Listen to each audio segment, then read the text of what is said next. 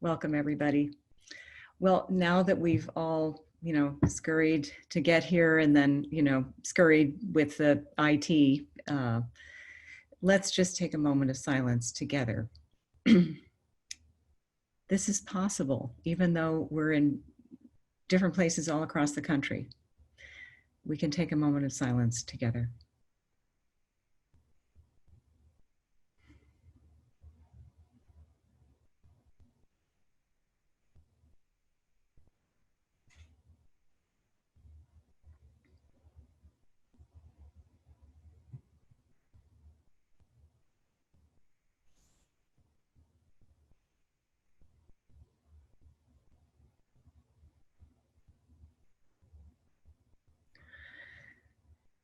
All right.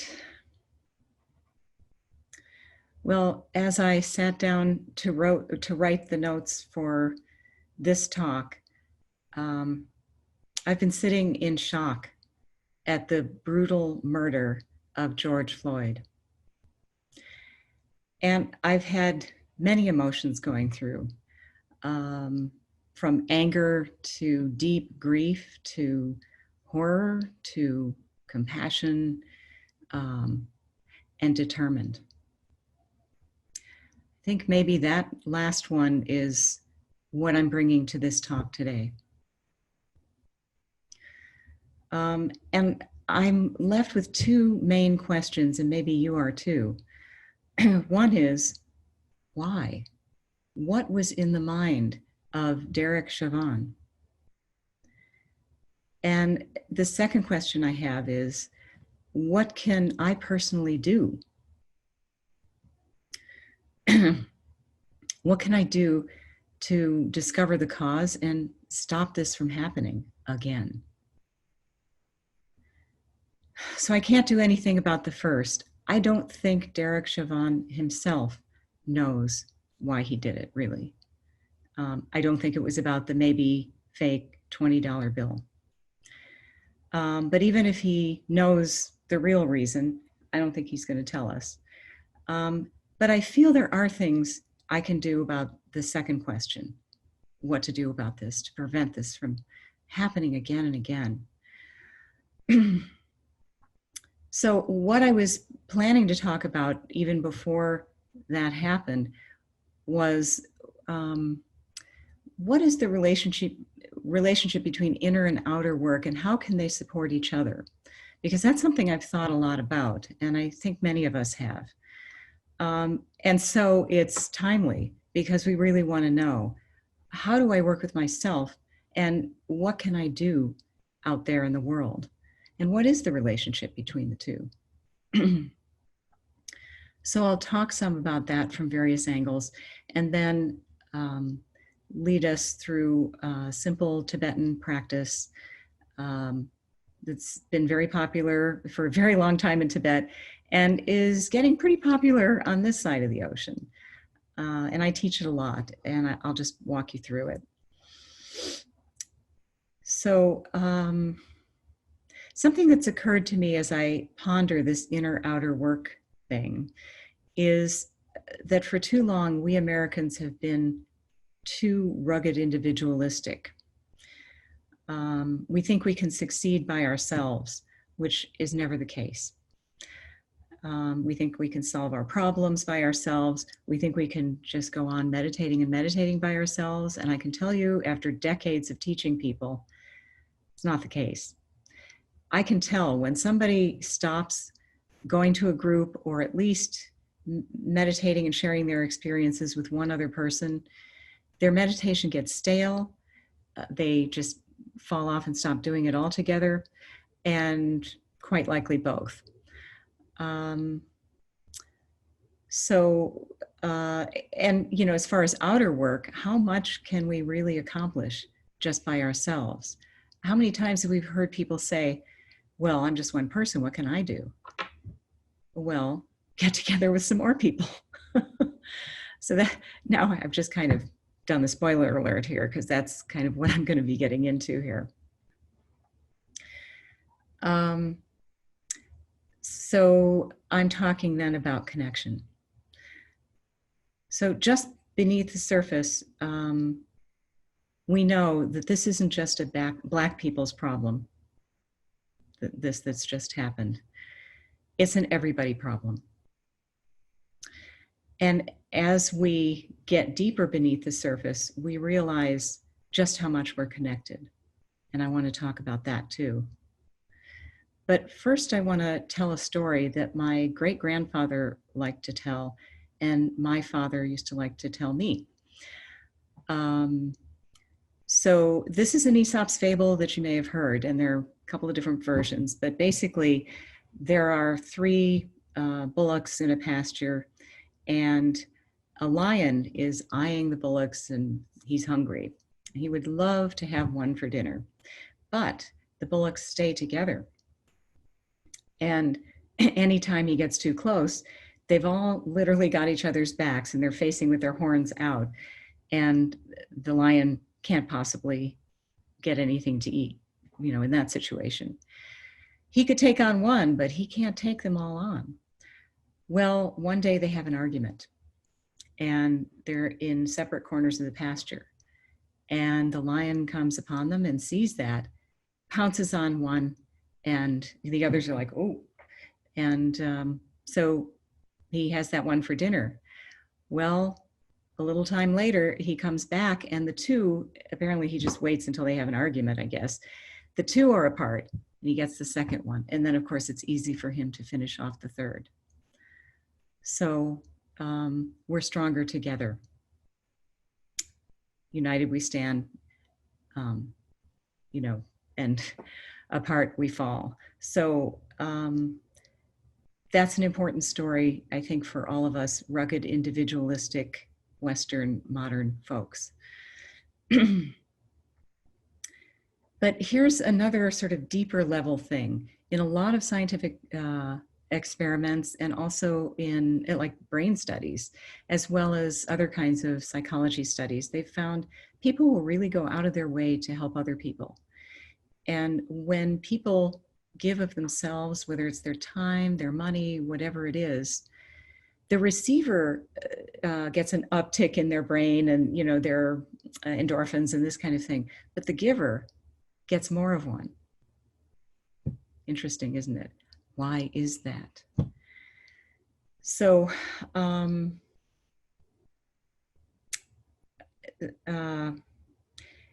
we could look at a quote by John Muir. You know, he was the first kind of environmentalist. And you'll begin to see why this quote is important.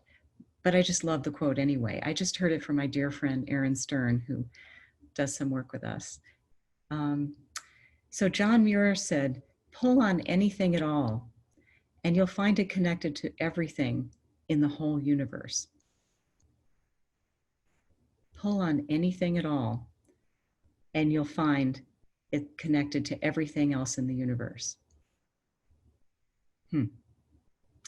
So quantum physicists would agree. They're aware of how completely interdependent and interconnected all of those little subatomic particles, which maybe aren't particles but are just waves anyway, how much they are. And even Einstein, who thought the quantum physicists were nuts, he would agree as well with John Muir. And the Buddha would also agree. So an image that I really like from the Buddha is that of ocean and waves, which many of you have heard because I really like the image and it just works for me. So we're all waves on one ocean. We're all made of ocean. So on the one hand, each of us is unique and individual, just as waves are. And yet you can't separate one wave from the rest of the ocean. The ocean can't be without making waves. It's just the way the ocean is. And the waves certainly can't be without the ocean. So it's one big phenomenon. When something happens in the ocean, it affects really the whole ocean, even if we can't see it so easily from maybe a little ways away. So this might explain why we're so deeply affected when something like this happens. It also would explain, I mean, it explains why when someone else suffers, we suffer too. That's literally the meaning of the word compassion, like feeling with. And also when somebody's happy, we're happy with them. So when we make people happy, yeah, we feel happy. But isn't it interesting that we're happier than the person we helped? I think that's very interesting. So I think that's the way reality really is, whether you're looking at it as a quantum physicist or Einstein, who disagreed with him, or the Buddha, who didn't, of course, hear about quantum physics.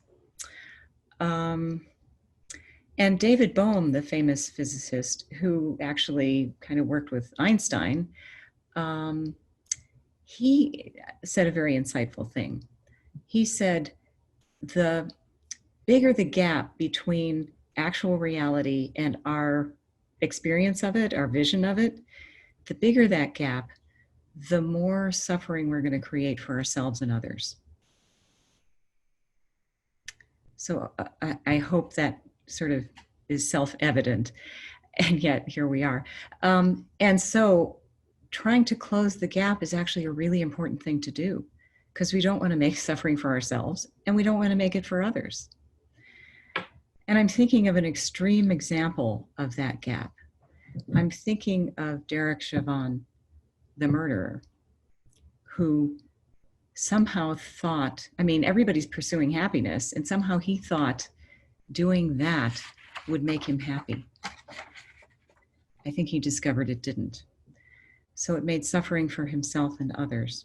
And that's just an extreme example that we have right in our faces right now.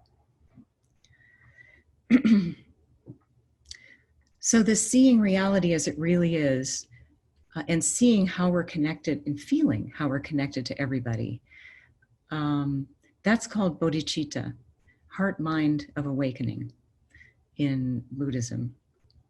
And there are two kinds. There's aspirational, we can train in it inwardly and think about it and so on. And you can actually train and develop your the stronger bodhicitta, stronger compassion, and so on.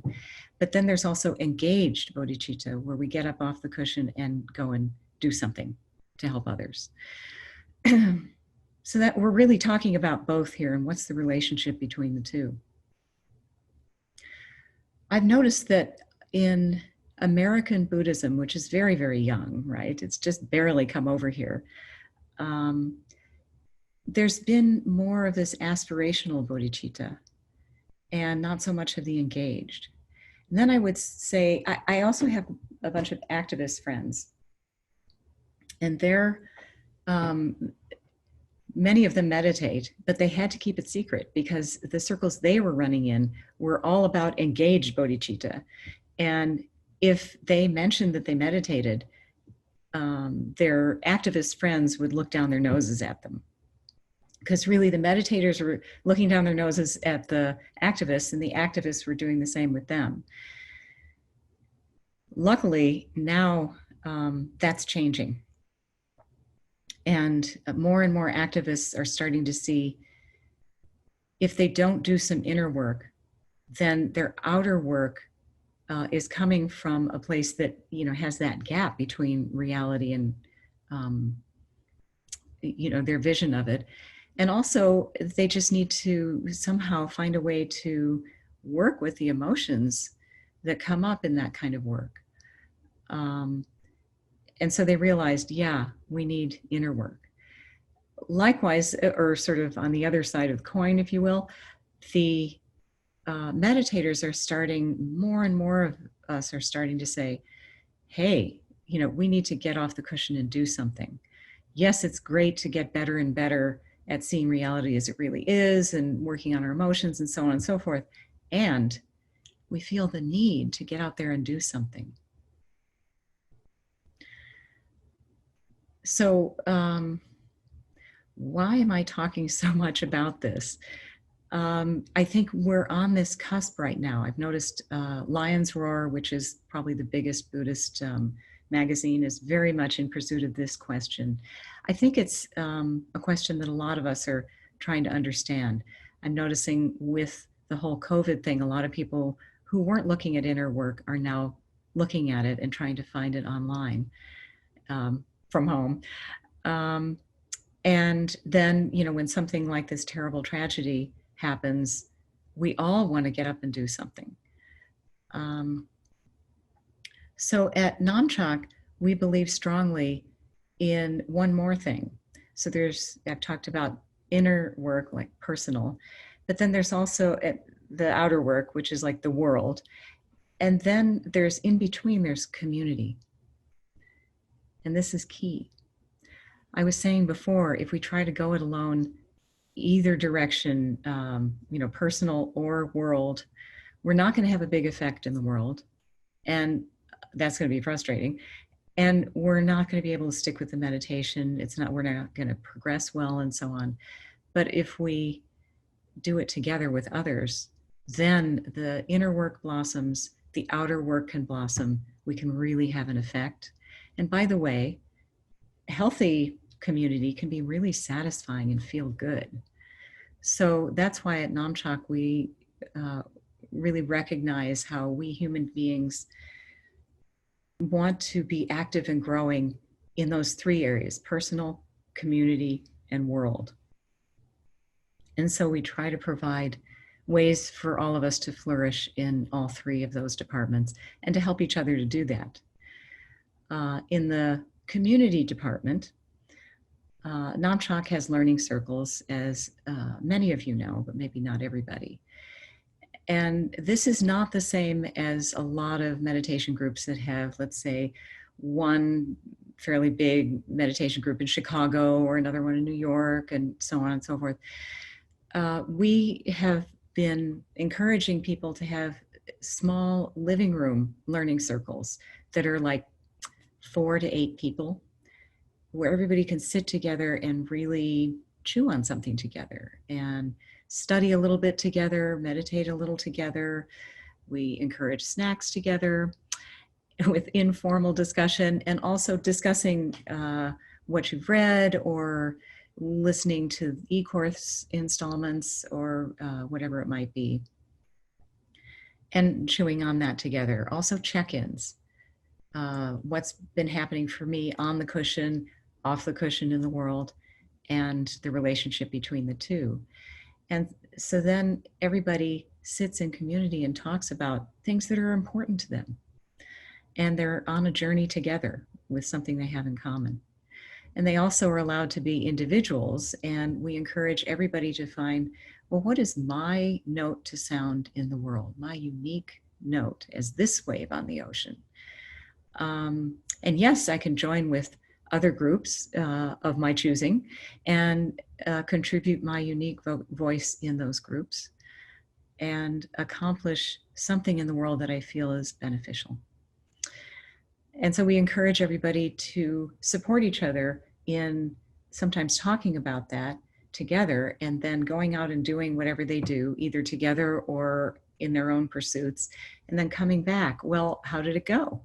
What's been challenging? What's been working? You know, how do we want to rejigger this and so on? And just be supportive friends in working together on these things.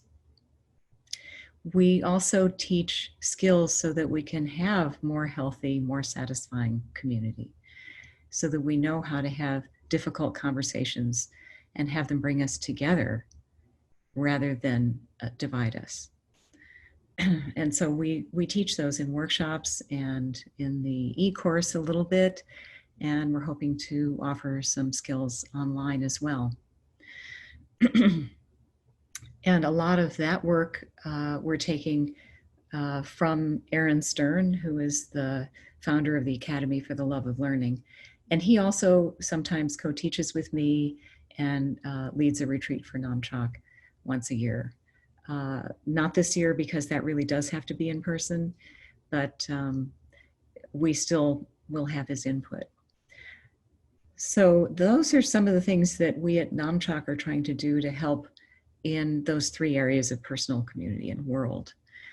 And another relationship that I notice between the on the cushion work and in the world work is that the on the cushion work helps us to see reality as it really is. And as I said, to work with our emotions more skillfully so that we can be happy anywhere and we can be more skillful in challenging situations. I found this to be the case for me when I was the first Western guinea pig for my Lama Tsomo Rinpoche when he was training me. And so that's why I wanted to share these things with my fellow Westerners. And so we don't have a lot of time for questions, and usually we have, question answer.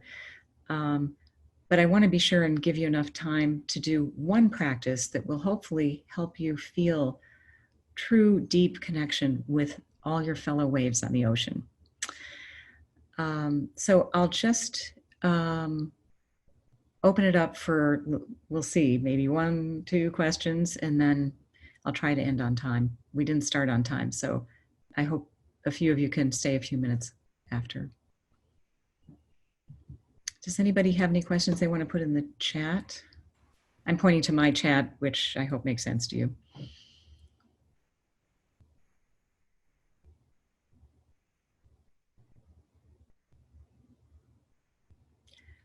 Okay, no questions. Well, I guess everybody already knows everything perfectly. That's wonderful. Either that or I've completely confused you. Well, then, oh, wait, here's somebody. So somebody's asking, what if you're a passive individual and just want to meditate? Well, I want to give a little bit of a warning. You know how they have warnings on some things that you use, don't put the cord in the bathtub or whatever it is. So a warning with meditation, at least the way we pursue it at Namchak, if you feel connected, truly connected to all and everyone, you might at some point feel moved to somehow offer something to the world. And I mean, in my case, I like to sit on my mountain in Montana and meditate a lot. And then at a certain point, I want to share it with others because, wow, this has been so good for me, for example. And there are, of course, as many examples as there are people. But also, there are great meditators who have spent really all of their adult lives in retreat, maybe in a cave in Tibet or somewhere else. And if we all really are connected and somebody meditates enough that they really fully wake up and fully see things as they are, and they're just pumping that out into the rest of the ocean, all the rest of us waves are affected by that. That makes a difference. So I don't think we can help affecting the whole ocean, actually. So, do whatever comes to you to do that feels really right for you, and just you feel strongly in your heart, yes, this is for me. This is the way to go. And you get to change direction too as you go along. I sure have. So, and somebody's asking, how can we feel connected? Well, by doing this practice. And so I'm going to start right now because then you'll experience it for yourself. This practice is called DONG LIN, and it's that means sending and receiving, and it's a compassion practice, which seems appropriate. So as with all the Tibetan practices that I've experienced, I find that it starts with where I'm at and, my habits of mind that I already have, and then just kind of turns the direction a little bit so that it's a much better direction than I usually go in, in my typical habitual circles. So for example, we tend to have inner dialogues, right? We imagine somebody and we imagine a conversation with them, right? And by the way, we also breathe. And so we're going to be doing both of those things and combining them. So that's something that's really basic to all of us. But we're going to do it in this particular way that takes us to a profound place, as I think you'll find. And this is not at all intellectual. As a matter of fact, image, when your mind imagines something, your brain acts as though it's actually happening. They've seen this again and again in functional MRI studies. So if you imagine a bear chasing you, all of the chemicals, all of the behavior in your brain on all levels act as though you're actually being chased by a bear. Even the parts of your brain that tell your legs to move get activated. Kind of amazing, isn't it? So we're setting up a very particular experience for ourselves through our imagination, which, we're imagining things all the time anyway. But now we're going to imagine this, that's a very finely honed and distilled practice to help us to get to a particular deep experience of reality as it really is. And mainly our connectedness through compassion. So we start with compassion for ourselves. And why is that? Well, love thy neighbor as thyself already kind of points to that. If you can't love or have compassion for yourself, what basis do you have for having compassion for another? Not a very strong one. Well, we want a strong one. And besides, if other waves are deserving of your compassion, why aren't you as a wave also deserving of that? What exempts you? Well, why are you that special? So you're not special enough to not be special. So we start with ourselves, and then we'll bring the circle out step by step by step so that we feel that compassion really strongly, and then keep it going, and hopefully it gets stronger and stronger until it's finally all and everyone. Now, normally, for everybody but ourselves, we can imagine, like in a conversation with somebody, that person is in front of us and we see them suffering and we want to take away that suffering. And so we breathe it in. And our imagination has it that what we're breathing in is like these dense, heavy clouds. And we're breathing them in right into our hearts, because that's where we're feeling the compassion, right? So our compassionate heart is saying, I'll take that from you. I don't want you to have it, that suffering. So we breathe in those dense clouds, and then we breathe out spacious, bright, glowing clouds that envelop that person, or even an animal. You can also do this for animals. And you see it soaking into them. And you see their pained face begin to relax, and you begin to see them glowing with happiness. And the clouds are carrying our wishes for them to be not only relieved of the suffering, but to be ultimately forever happy. And again, we start with ourselves, and then we're going to step it out to those we easily feel compassion for and want to be happy, and we know them and we already have a relationship with them. So, it's easy to step that out, and then we step it out further and further, and I'll walk you through it. So whenever I'm visualizing something, I like to close my eyes because then I don't get distracted by the other things that my eyes are seeing. I can see with my mind's eye more clearly. So get comfortable, maybe close your eyes. Take a breath. We're going to do, I always like to have a theme, and we're going to have the theme of the suffering, right, that is happening right now around this terrible murder that's happened.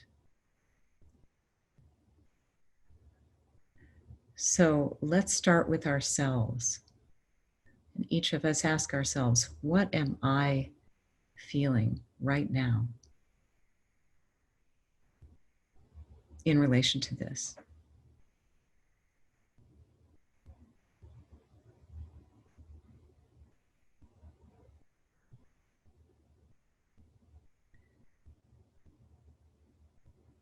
And I imagine it's some kind of uncomfortable feeling. And so imagine that you're kind of bifurcated into two now. I mean, actually, we have many sub-personalities, don't we? All kinds of different facets. So let's have our suffering selves inside our hearts. So a little suffering self tucked right inside of our compassionate hearts. And so now your compassionate heart doesn't want this little one to suffer this feeling. And so your heart takes that away with a breath inward, breathing that in, those dense, heavy clouds. And on the exhale, enveloping that suffering one with clouds of complete joy, always. See those bright clouds soaking into that suffering one. Breathe in again, taking away the suffering.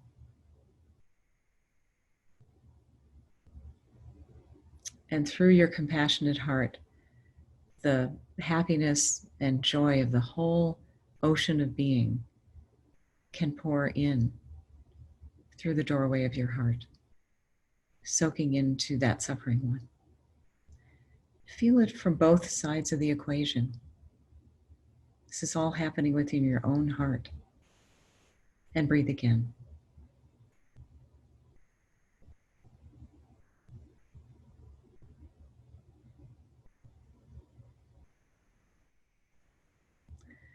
And where does those heavy clouds of suffering, where do they go? That suffering goes also into the whole great ocean. And then the happiness coming from the whole ocean. Again, this is happening through the doorway of your heart into that suffering one. And one more breath.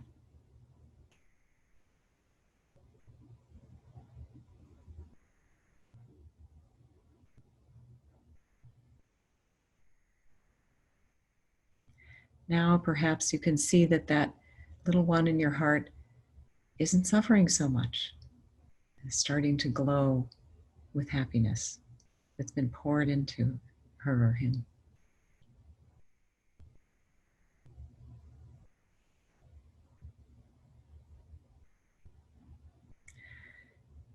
Now imagine somebody you easily feel compassion for, who you feel close to. Imagine what they might be feeling right now around this. Maybe you know somebody who's really upset about this, and you care for them and you don't want them to suffer.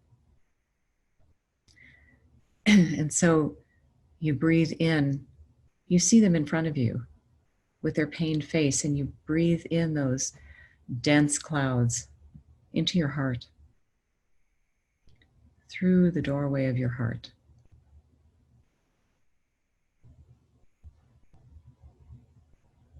And through the power of your compassion and through the intent of your mind, you then send out to them through your breath the joyous clouds, the spacious, glowing clouds of happiness, going right into them, soaking into them.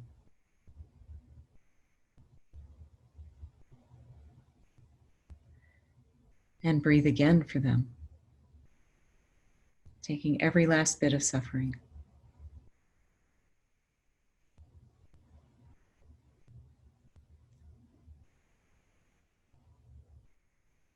and sending happiness.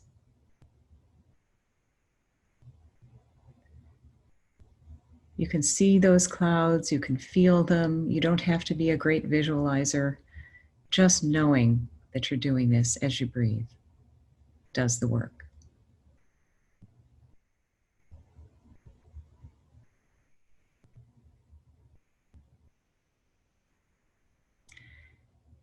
Hopefully you can see their face or feel their being change from the suffering to happiness.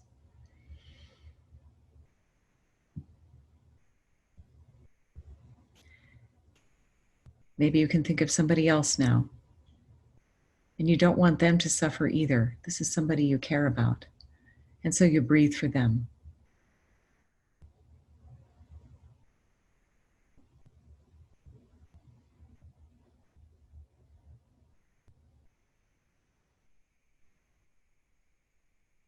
See and feel them in front of you,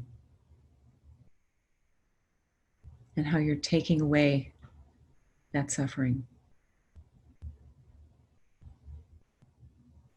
And wordlessly sending them happiness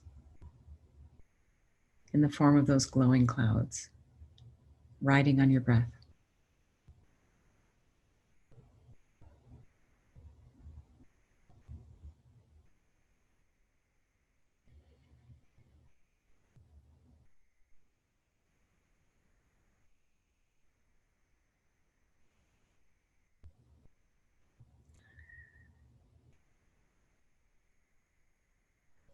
And now, may I suggest that we move to our fellow Zoom callers on this call and Facebookers.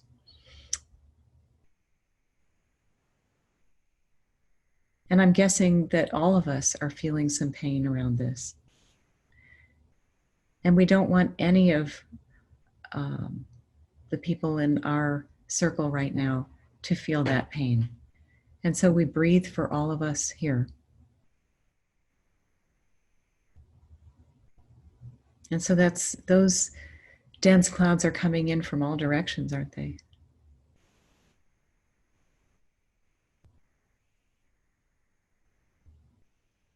And you're breathing out in various directions.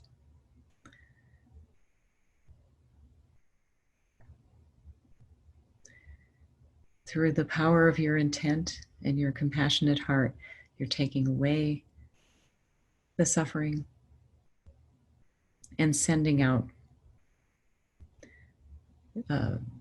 waves of clouds to everyone here.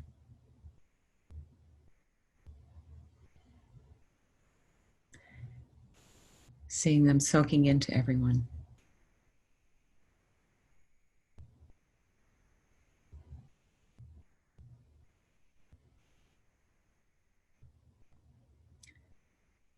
And everyone being uplifted and uplifting each other together.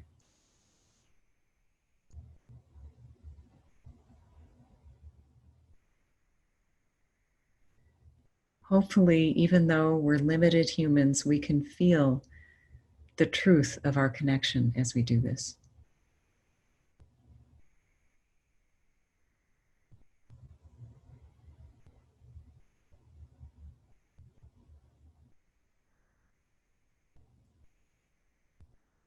Then we take it a step further and we breathe for all of the people in this whole country, so many of whom are on one part or another of this equation and suffering.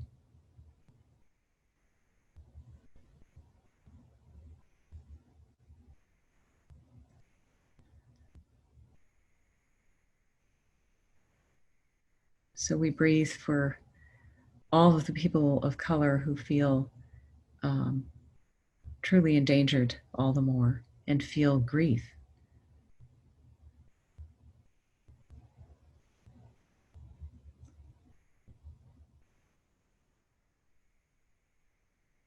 and anger and all kinds of emotions very strongly. Helplessness, perhaps. We breathe all of that into our compassionate hearts and usher happiness and joy on the out breath. We wish that for all of them. We send that to all of them.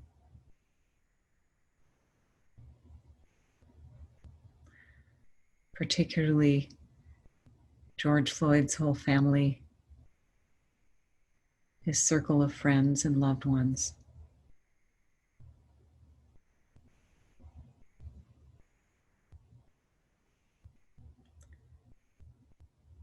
People at his work who have been grieving him, his community.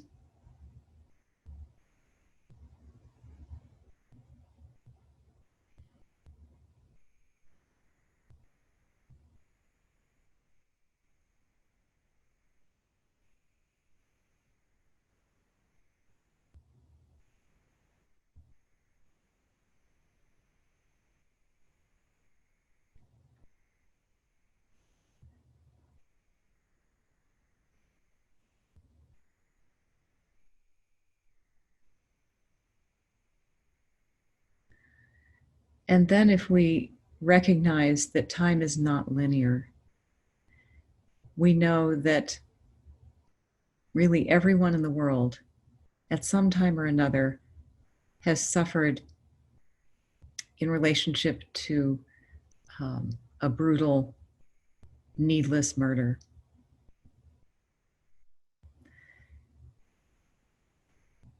And so we breathe for everyone.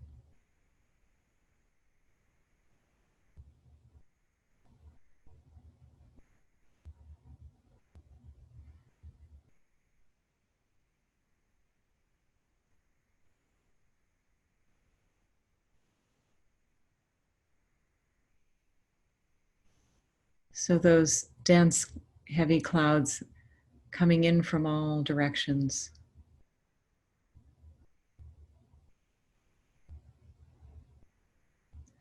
And our heart is deeply tapped into this ocean that is all compassionate, all loving, and pure joy. And so we usher through these powerful, bright, glowing clouds in all directions. And that tide goes out in all directions, rolling across the earth, touching everyone, soaking into everyone.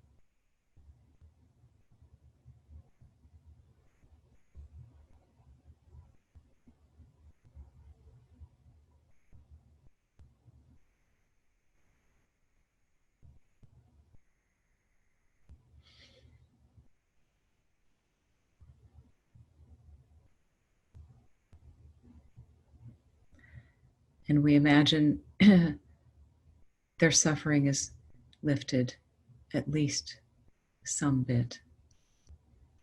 And since this is our practice, we imagine it's quite a bit.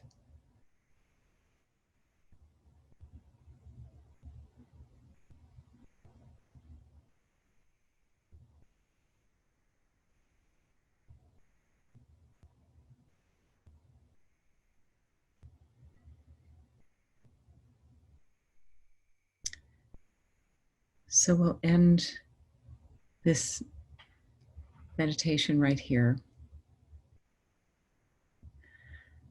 I'm wondering if now anyone has a question.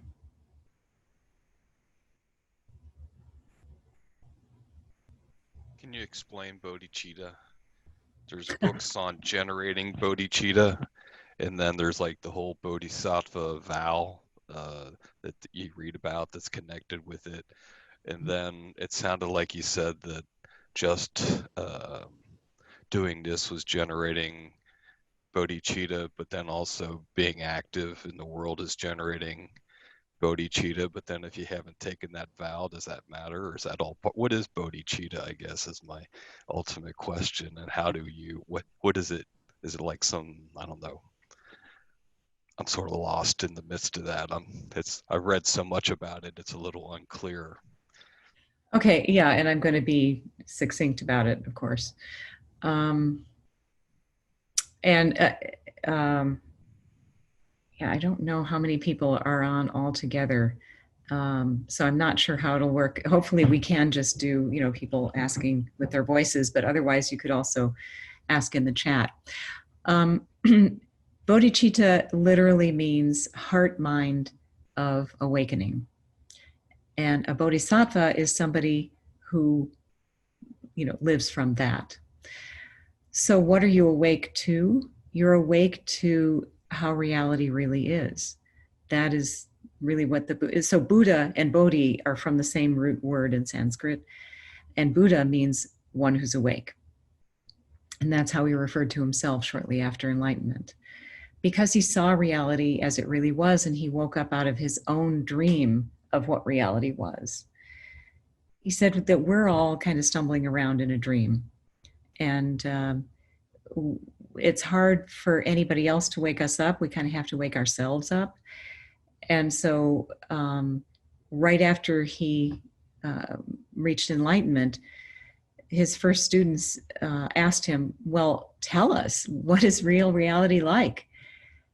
And he fell silent because he would have had to use words and concepts that we made up from within our dream, right? And real reality is way beyond words and concepts.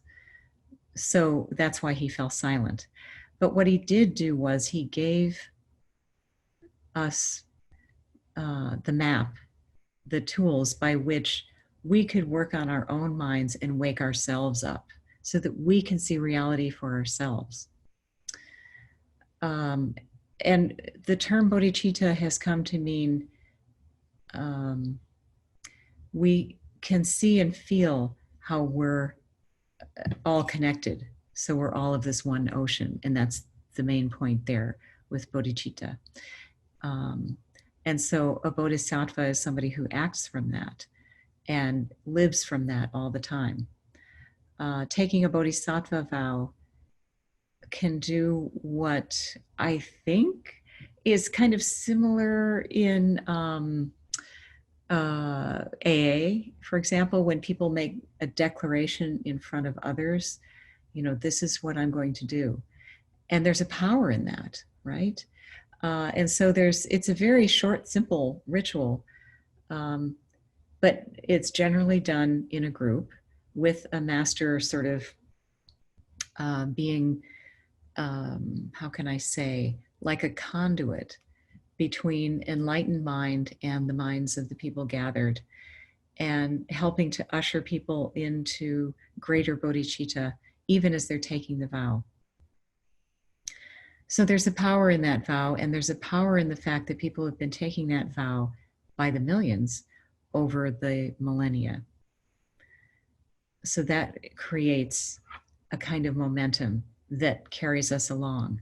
So it's wonderful to take the bodhisattva vow, but it's not necessary to act from bodhicitta. You can do that anytime. And I'm sure we've all been doing it all our lives, again and again. If we want to act from that even more strongly, more often, and not fall out of that into behavior that we regret later and makes messes and so on, it makes for suffering around us, then we do it with others, which brings us back to community, doesn't it? Let me see, there are a couple more, there's another question. Do you believe Tonglen really makes a difference for those practiced for, or does it mainly just help us open up more? So I would say yes. Mostly it helps us. And I mean, think of what we just put out into that ocean. We're a few waves, and there are lots of people practicing Dong Lin all over the world. It's a very popular practice. So I believe that this more strongly we do something like that, and especially in a group, it can be pretty powerful. So when we do it on our cushion, it does affect the ocean, but not as much. when we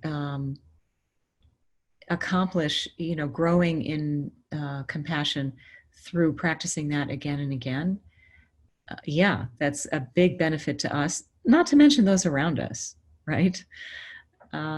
So that's the major benefit. And group practice has this wonderful power that's like the difference between ambient light and laser light. So for those of you who need to brush up on high school science, ambient light is the waves of light going up and down in just a random way. But laser light is called coherent light because the waves go up and down together. So when a group practices something together and they coordinate their minds and their intent and their visualization, whatever it is, together, that is far more powerful than just sort of it being haphazard. So, we know the difference between laser light and regular light. It's huge. Laser light can be quite powerful. So I see group practices like that. And that's what we just did tonight. So I hope that is an answer to that question. Yeah, so you're welcome. Well, we're coming to a close here in a few minutes, and I want to just say that I'm happy to lead you in Dong Lin practice anytime. All you have to do is click on a recording of me on the Namchak website, namchak.org. And if you want to hear more instruction about it, I have little weekly bits on the e-course that we created. I've also written a book, Why is the Dalai Lama Always Smiling? It has Dong Lin instruction that you can read. And there's a wonderful book called Dong Lin by Pema Chodron. And it's this little tiny book about this big. And she does a beautiful job of teaching it. And there are also recordings of her leading Dong Lin practice. It's a great basic one, isn't it? And we could sure do with a lot of that. And please, as a Westerner, spend time doing Dong Lin for yourself, especially in the beginning. And as you get stronger in it, you can emphasize more and more of the outer circles.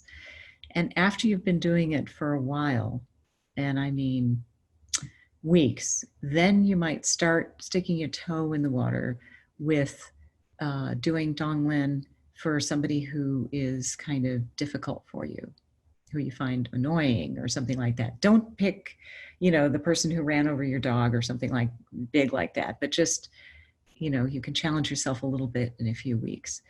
But for starters, I think we Westerners really need to develop compassion for ourselves. It's actually a natural thing that we somehow unlearned as we became acculturated as Westerners in this lifetime. And we are deserving of it because we're made of that ocean, that pure, perfect ocean that we all are made of. Well, I hope to see you next Saturday. And I've enjoyed this time with you. I hope you found it useful. And again, if you want to practice more and you feel like you need to be talked through it, just check out the meditations window on the page on the website. Thank you all for coming. I really appreciate it. Take care, everybody. You. Thank you. Bye-bye.